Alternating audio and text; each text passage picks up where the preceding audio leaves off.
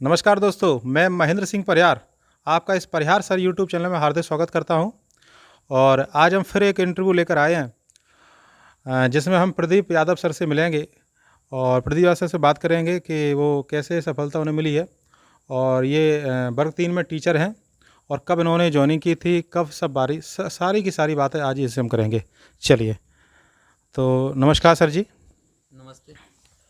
हाँ सर, तो आप पहले तो ये मंदिर का दर्शन करा दें और उसके हाँ, बाद फिर क्या है, फिर आपसे हम बिल्कुल क्वेश्चन पूछेंगे। बिल्कुल सही निर्णय है आपका। ये बाहर बैठे हैं जिन्हें नंदी भगवान भगवान भोलेनाथ के बहुत ही अच्छे सेवक और प्रिय सेवक अंदर प्रभु भोलेनाथ हैं, साथ में माता पार्वती, जिनके साथ गणेश जी, गणेश भगवान लेटे हुए हैं। ऐसी प्रतिमा बड़े दुर्लभ जगह मिलेगी कि यहाँ पर बैठ साथ में लेटे हुए हों।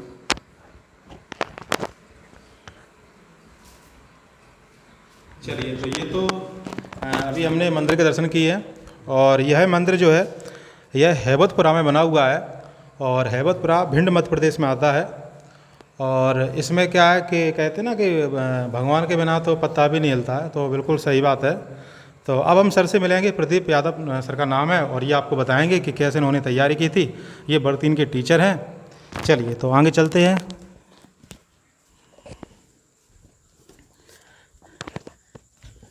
चलिए सर, तो आप बताओ सर इसमें कि आपने कौन कौन सी किताबों को पढ़ा था, ये सब क्वेश्चन रहेंगे। और इसके अलावा आपकी जॉइनिंग कब हुई थी। तो पहले तो सर आप ये बताइए कि आपकी जॉइनिंग कब हुई थी। मेरी ज्वाइनिंग मार्च 2014 में हुई थी। मार्च 2014 में हुई थी। और सर इसका विज्ञापन कब निकला था। इसका विज्ञापन सितंबर के लगभग 2011, सितंबर कह सकते हैं, अक्टूबर सितंबर में 2011 में निकला था। मतलब ये कह सकते हैं कि 2011 में इसका विज्ञापन निकला है और 2013 में जॉइनिंग, तो लगभग 3 साल का समय है। 3 साल का समय लगा। 2013 में फर्स्ट काउंसलिंग 2013 में हुई थी और लेकिन दूसरी काउंसलिंग 2014 में हुई थी। हाँ, मेरी जो ज्वाइनिंग है दूसरी काउंसलिंग की है। पहली काउंसलिंग में डीएलएड का रिजल्ट लेट कर दिया था ना, 2012 और 13 वालों का लगभग साथ में ही आया था, इसलिए 14 में हुई थी। अच्छा अच्छा। तो सर इसके अलावा आपने ये वर्ग 3 का पेपर से पहले कोई पेपर दिया था क्या। हाँ, इससे पहले मैं एमपी पुलिस के पेपर दे दोनों पेपर क्वालिफाई कर चुका हूँ। 2 दिए थे, दोनों ही क्वालिफाई थे। तो फिर सर आपने एमपी पुलिस की जॉइनिंग आप क्यों नहीं हुए इसमें। नहीं, पहले ही था, उसमें तो मैं रेस में डिस्क्वालीफाई हुआ। लगभग 3 से 4 सेकंड के बीच का समय था। दूसरे वाले में रेस में क्वालिफाई था, लेकिन फिर तब तक इसका नंबर आ गया, फिर मैं उसमें गया ही नहीं। अच्छा, सर ने क्या है 2 बार एमपी पुलिस दिया है और जिसमें पहली बार तो सर का रिटन टेस्ट निकल गया था, रेस में रेस हाँ, नहीं निकल पाई थी। रेस नहीं और निकली थी। दूसरी बार में क्या कि कंप्लीट हो चुका था, तब फिर क्या है कि इधर वर्ग 3 की भी जॉइनिंग हो गई थी, मतलब पुलिस की भी और वर्ग 3 की दोनों जॉइनिंग हो गई थी। और मतलब दोनों का क्वालिफाई कर लिया था। दोनों का क्वालिफाई हो गया था, लेकिन जो दोबारा से उसका मेडिकल होना था उसके लिए मैं गया ही नहीं था। फिजिकल के बाद जो मेडिकल कराते हैं ना पुलिस में, फिर मैं गया ही नहीं था। तब तक इसमें नंबर आ गया था। तो सर आपने वो एमपी पुलिस को ज्वाइन क्यों नहीं किया, आप उसके बारे में क्यों नहीं सोचा, आप इसमें क्यों आ गए, वर्ग 3 के टीचर क्यों बने आप। नहीं, टीचर जो है वो राष्ट्र का निर्माता कहा गया है। और एक अच्छा टीचर अपने जैसे अगर 10 अच्छे स्टूडेंट भी कर लेता है, कम से कम, नहीं वैसे तो वो बहुत ज़्यादा करता है और लोगों का भविष्य भी बनाता है, तो वो कई गुना पुण्य कह सकते हैं वो प्राप्त कर लेता है। जी, बहुत ही अच्छी बात बताइए कि टीचर जो होता है वो राष्ट्र का निर्माता होता है दरअसल। इसके अलावा सर ये आपका जब जॉइनिंग हो गई, मतलब 3 साल का समय लग गया और लगभग आपको अभी 13 से अगर हम कहें तो 7-8 सालें हो गई हैं। 7 साल पूर्ण हो चुकी हैं। 7 साल पूरे हो चुकी हैं। तो सर आप अभी आप कौन से स्कूल में हैं। जी, मैं जब से ज्वाइनिंग हुई थी एक ही स्कूल में है, महंगाओं के पास में है, और दंदरौआ रोड पे मिलता है, गुतौर गांव है, वहाँ पर है, पदस्थ हूँ। और अभी वर्तमान में स्कूल का प्रभार भी है 1 साल अच्छा, से। तो सर वर्तमान में स्कूल का प्रभार भी है सब सर के पास में। तो सर स्कूल में बच्चे वगैरह आते हैं क्या। हाँ, बच्चे आते हैं। जब गया था तब तो बच्चों की संख्या बहुत कम थी, लेकिन अब बच्चे बहुत अच्छे आ रहे हैं। और उसके लिए थोड़े से हम प्रयास करें तो शासकीय स्कूलों में जो सेवाएं हैं वो किसी भी प्राइवेट स्कूल में कभी नहीं दे सकता कोई भी प्राइवेट स्कूल वाला। जितने शासन ने हमें सरकारी स्कूल में सेवाएं दे रखी हैं, बच्चों को से लेकर उनके पेरेंट्स को, सभी को, एक आध सुविधाओं के मैं नाम भी बता सकता हूँ। जैसे कि निःशुल्क गणवेश, यानी कि यूनिफॉर्म। इस साल तो वैसे यूनिफॉर्म ही दी है शासन ने। नहीं, अभी तक क्या था, उनके एक बच्चे के हिसाब से 600 रुपये डालते थे, जिससे वो पहनता था। किताबें निःशुल्क मिलती हैं। दूसरा तरीका है, उनके लिए खाना भी निःशुल्क मिलता है, पौष्टिक भोजन आता है, मेनू अनुसार है। सारी सेवाएं हैं। सर आपने 12th किससे की थी सर? 12th मेरी मैथ से थी, पीसीएम जिसे कहते हैं, फिजिक्स केमिस्ट्री मैथ। और सर आपने डीएड की थी कि बीएड था आपके पास? हाँ, मैंने पहले 12th के बाद मैंने बीए की, साइड ही चेंज कर दी, इंग्लिश लिटरेचर लिया। बीए के बाद मैंने बीएड ना करके डीएड की। अच्छा अच्छा, मतलब आपने डीएड की था। हाँ, उसका भी एक रीज़न था। रीज़न ये था कि उस समय बीएड सिर्फ वर्ग 2 और वर्ग 1 में मान्य थी, वर्ग 3 में नहीं, और डीएड वर्ग 3 और वर्ग 2 में मान्य थी। तो मैंने वर्ग 2 भी क्वालिफाई किया था, लेकिन सेकंड काउंसलिंग में वर्ग 2 की कोई जगह नहीं बची, और इसलिए मेरा सेकंड काउंसलिंग वर्ग 3 में हो गया। बीएड होता तो शायद नहीं हो पाता, फिर भगवान की मर्ज़ी। जी। तो सर आपने 2013 से और अभी 2021 चल रही है, लगभग 7-8 साल का समय हुआ। तो उसके बाद फिर आपने क्या पढ़ाई बंद कर दी या फिर क्या किया आपने फिर? नहीं, एग्ज़ाम भी दिए, कुछ एक दिए भी, लेकिन उतनी पढ़ाई नहीं की जितनी की करनी थी। तो स्कूल पे पूरा ध्यान रहा है सर का कि कैसे हमें बच्चों को पढ़ाना है, कैसे क्या करना है। अच्छा, अभी क्या है सर, 2018 में लगभग 2019 अपन ये कह सकते हैं कि अभी वर्ग 3 की जगह निकली हैं, और उसका पेपर पिछली बार जो कोरोना टाइम चल रहा था तो उससे बढ़ा दिया गया था, और अगली बार फिर बढ़ा दिया गया है। तो कई सारे बच्चों में उसमें फॉर्म भी डाला, लगभग 6.5 लाख उसमें फॉर्म डले हुए हैं।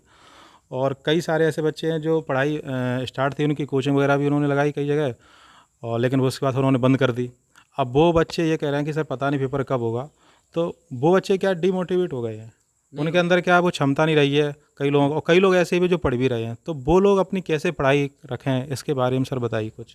नहीं, ऐसा तो वे सोचे ही नहीं कि 6.5 लाख फॉर्म डले हैं। उस समय मैंने परीक्षा दी थी, उस समय 12 लाख लोगों ने परीक्षा दी थी। पूरे ऑल एमपी में भारत का सबसे बड़ा एग्ज़ाम था, 22 जनवरी 2012 का। और उसके बाद भी ज्वाइनिंग भी मेरी 2012 के बाद 2014 में हुई। तो ऐसा बिल्कुल नहीं सोचे, लगभग 2 से ढाई साल का समय लगा कि हमारी परीक्षा नहीं होगी, ज्वाइनिंग नहीं होगी, क्योंकि जो टीचर हैं वो रिटायर भी हो रहे हैं, और जो नए टीचर आ रहे हैं वही कुछ करके दे रहे हैं। शासन के अनुसार हम जो गरीब बच्चों को जो दे सकते हैं वो नहीं दे सकते हैं। हाँ, पुराने हैं वो अपनी क्षमता अनुसार प्रदर्शन कर रहे हैं, लेकिन जो युवा होता है उसका प्रदर्शन अलग रहता है, अलग किस्म की उसमें ऊर्जा भरी होती है। बिल्कुल सही बात है, युवाओं में एक अलग ही जोश रहता है, एक अलग ही दिशा में वो क्या करते हैं, काम करते हैं।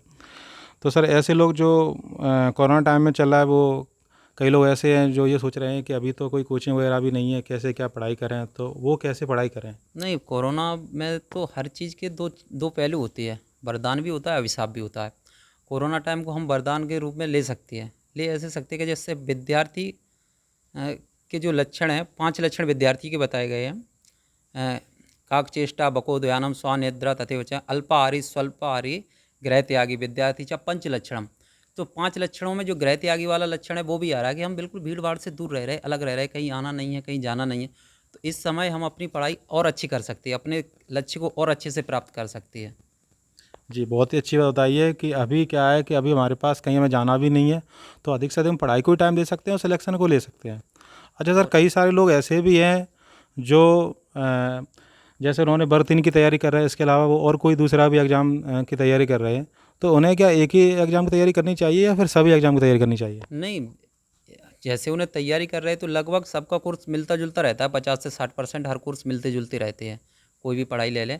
लेकिन ये मत सोचो कि हमें एक कर रहे हैं तो दूसरी नहीं कर सकते, क्यों नहीं सकते? 60% तो आप वैसे ही कवर करके चल रहे, बाकी बचा 40% वो आप कभी भी कैसे भी कवर कर सकते हैं। बस आप में उसे पाने की लगन और इच्छा, दृढ़ संकल्प शक्ति होनी चाहिए। जी, बहुत ही अच्छी बात बताई है। अच्छा सर, एक क्वेश्चन और है कि कई लोग क्या है जब तैयारी करते हैं तो उनके दिमाग में रहता है कि हमारा होगा कि नहीं होगा, हम सफल होंगे कि नहीं होंगे। तो उन सफल व्यक्ति और असफल व्यक्ति में क्या अंतर है सर?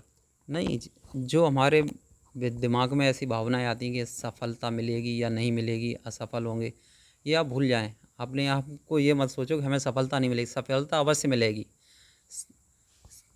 और वैसे लक्ष्य कोई बड़ा नहीं, हारा वही जो लड़ा नहीं। तो आप ये मत सोचें कि कोई लक्ष्य बड़ा है नहीं मिलेगी, सफलता अवश्य मिलेगी। सर आपके दिमाग में ऐसा बात आती थी कि हम जॉब लगेगी कि नहीं लगेगी, या फिर ये उन्हीं हर किसी व्यक्ति के में आती है क्या ये बात? नहीं, हर किसी के में आती है, लेकिन जिसके लिए हम जो लक्ष्य हमने अपने दिमाग में निर्धारण किया है उसका सिलेबस सिलेक्ट कर लें। वैसे ज्ञान तो बहुत अथाह है, कहाँ तक कितना पढ़ेंगे, क्या क्या पढ़ेंगे, क्या छोड़ेंगे, तो बस वो उतना कर लें और उसी से अपना निकालें कि हमें इतना पढ़ना है, ये छोड़ना है, और बस हो जाएगा सिलेक्शन कोई भी चीज़ को मतलब लेकर। कुल मिलाकर ये कहना चाहते हैं सर कि सिलेबस को निकाल लें और सिलेबस के अकॉर्डिंग ही तैयारी करें, हाँ, और उसके अलावा और कुछ? हाँ, और उसमें अनसॉल्व पेपर आते हैं, सॉल्व पेपर मिलते हैं, वो भी लगाते रहें, थोड़ी बुक्स बदलते रहें। जो अपन हमसे सीनियर हैं, जैसे हमें पुलिस में जाना है तो हमसे सीनियर एसआई बनना है तो किसी एक एसआई से जाकर जरूर मिलें, उससे मार्गदर्शन लें। टीचर बनना है तो टीचर से मार्गदर्शन लें, डॉक्टर बनना है तो डॉक्टर से मार्गदर्शन लें। कहने का अर्थ ये है, हम जिस दिशा में जाना चाहते हैं हमें उस दिशा के व्यक्ति से एक बार अवश्य मिलना चाहिए, और उससे अनुभव मिलेंगे तो आधे अनुभव जो शेयर करेगा वो आधी परेशानी हमारी दूर करते हैं। हाँ, बहुत ही अच्छी बात आई है। मतलब जो लोग सिलेक्ट हो चुके हैं, मतलब जो भर्ती इनके टीचर बन गए हैं, तो आप उनसे मिलिए, वो कैसे तैयारी करते हैं उनकी बात आप मानिए। या जो पुलिस में लगा है, एसआई बना है, या कोई पीएससी सिलेक्ट अगर एसडीएम वगैरह बना है, तो जो वो सिलेक्ट हुआ है आप उससे मिलो जाके और उससे पूछो वो कैसे तैयारी करता था। और सर ने एक बात बहुत अच्छी बताई है कि आप सिलेबस को निकालो, हर चीज़ का, हर मतलब कोई सा भी एग्ज़ाम है उसका सिलेबस निकालो और उसके क्या है प्रीवियस पेपर या शॉर्ट पेपर को लगाने का प्रयास करें। इसके अलावा सर अभी क्या है, कई सारे बच्चे ऐसे भी हैं जो अदर स्टेट का भी एग्ज़ाम देते रहते हैं, और अदर स्टेट में अपन ये कह सकते हैं कि वहाँ का एग्ज़ाम दे रहे हैं और यहाँ का एग्ज़ाम दे रहे हैं, तो उनको क्या एक ही स्टेट का एग्ज़ाम देना चाहिए या सभी जगह का दे सकते हैं वो? नहीं, अगर हम में क्वालिटी है तो हम भारत में कहीं भी एग्ज़ाम दें, और अच्छी बात है कि अगर हम बाहर जा रहे हैं तो उसमें कोई बुराई नहीं है कि अगर वो एग्ज़ाम मिल रहा है उसे क्वालिफाई करें। जी। इसके अलावा लास्ट क्वेश्चन है सर, आप ये अंतिम क्वेश्चन है कि अगर जो बच्चे तैयारी कर रहे हैं तो वो अपने आप को कैसे मोटिवेट रखें और कैसे तैयारी करें, उसके लिए कुछ आप बताओ सर। नहीं, उनके लिए मेरा उनसे बस यही कहना है कि जो जो समय मिला है ये कोरोना काल वाला, तो इसका वो सदुपयोग करें। सदुपयोग से मतलब ये है कि जो हम किताबों को टाइम तो वैसे भी देते हैं, पढ़ाई के टाइम पे दे देते हैं, कोचिंग में बैठ के दे रहे हैं, कोई कैसे दे रहे हैं, कोई 7 लोगों के साथ पढ़ रहे हैं, अकेले बैठ कर दे सकते हैं। समस्या आ रही तो मोबाइल से संपर्क कर लें, दूर रह के संपर्क कर लें, लेकिन पढ़ाई नहीं छोड़ें। उनसे मेरा ये कहना है कि पढ़ना नहीं छोड़ें, क्योंकि जीवन में ज्ञान तो जीवन पर्यंत चलने वाली प्रक्रिया है, वो चलती रहती है। और हमने निराश हो गए, छोड़ दिए, तो वो उनके लिए थोड़ा अच्छा नहीं होगा। चलिए, तो ये रहा सर का इंटरव्यू, और आप लोगों को जो कोई क्वेश्चन पूछना है तो आप क्वेश्चन कमेंट में कर सकते हैं। इसके अलावा अगर आपको वीडियो अच्छा लगा है तो आप लाइक, कमेंट और शेयर करें और लोगों में क्या इसको और भी पहुंचा दें। थैंक यू, धन्यवाद दोस्तों।